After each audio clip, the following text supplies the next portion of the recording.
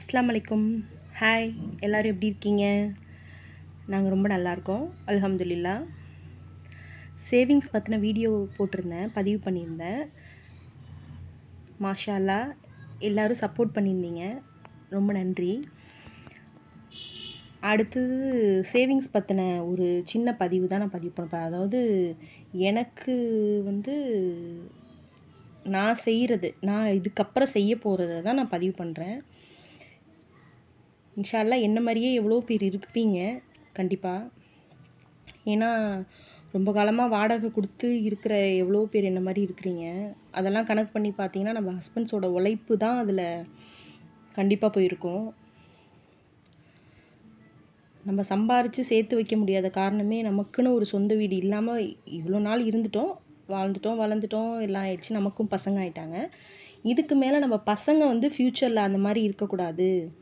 ஏன்னா இப்போ உள்ள விலைவாசியே நம்மளால் பேலன்ஸ் பண்ணி குடும்பம் ஓட்டுறதே பெரிய விஷயமா இருக்குது. நம்ம பசங்க காலத்தில் ரொம்ப கஷ்டமாக இருக்கும்.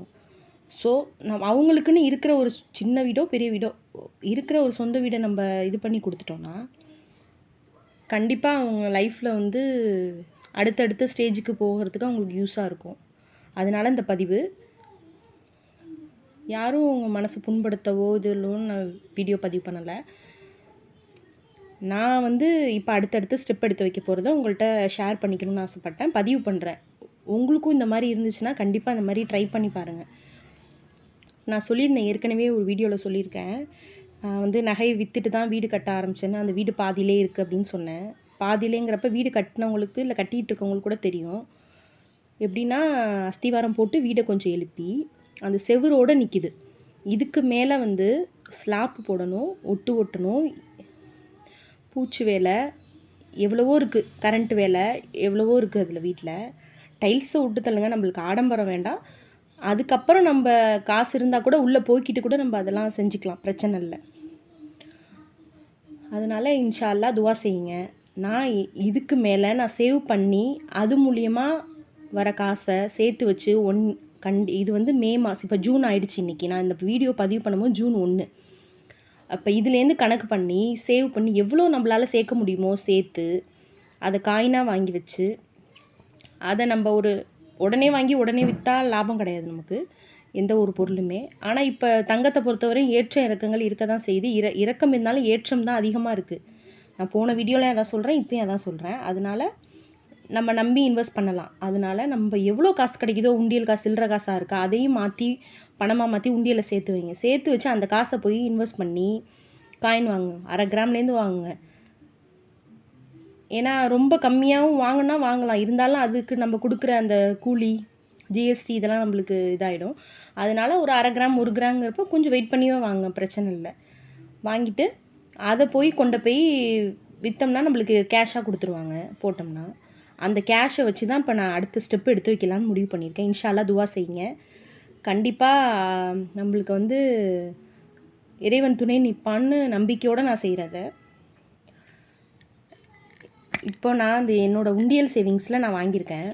இங்கே பாருங்கள், 1/2 கிராம் இது. இந்த மாதிரி நான் காயின் வாங்கி சேர்த்து வச்சு ஃபஸ்ட்டு ஸ்டெப்பாக நான் உங்கள்கிட்ட இதை ஷேர் பண்ணிக்கிறேன், பதிவு பண்ணுறேன். இன்ஷா அல்லாஹ் கண்டிப்பாக நான் வந்து என்னோடய வீட்டை நம்ம ஹஸ்பண்ட் உழைப்புக்காகவும் நம்ம பசங்களோட ஃப்யூச்சருக்காகவும் கண்டிப்பாக நான் அந்த ஸ்டெப்பை எடுத்து வைக்கிறேன். கண்டிப்பாக நான் கட்டி முடிப்பேன்னு நம்பிக்கை இருக்குது எனக்கு. ஏன்னா கடனில் விழ எனக்கு விருப்பம் இல்லை. கடனில் விழுவுறது பெருசு இல்லை, நம்ம கடன் வாங்கிட்டு போயிடுவோம். அதை ஃப்யூச்சரில் நம்ம பசங்களை கட்ட வச்சுற நிலைமை நம்ம கொண்டு வந்துடக்கூடாது. ஏன்னா நம்ம லைஃப்பில் எவ்வளோ கஷ்டத்தை தாண்டி வந்திருப்போம். மறுபடியும் அதே கஷ்டத்தை பசங்களுக்கு கொடுக்குறது ரொம்ப தப்புன்னு நான் நினைக்கிறேன். நீங்கள் என்ன நினைக்கிறீங்கன்னு கமெண்ட்டில் சொல்லுங்கள். நான் தப்பாக சொல்கிறேன்னா ரைட்டாக சொல்கிறேன்னு தெரியாது. ஏன்னா என் மனசில் உள்ளதை நான் பதிவு பண்ணுறேன், அவ்வளோதான். அதனால் இன்ஷா அல்லாஹ் எல்லோரும் துவா செய்யுங்க. என்னோட சேர்ந்து ஜேர்னி பண்ணி சேர்க்குறவங்க கண்டிப்பாக ஜாயின் பண்ணிக்கோங்க.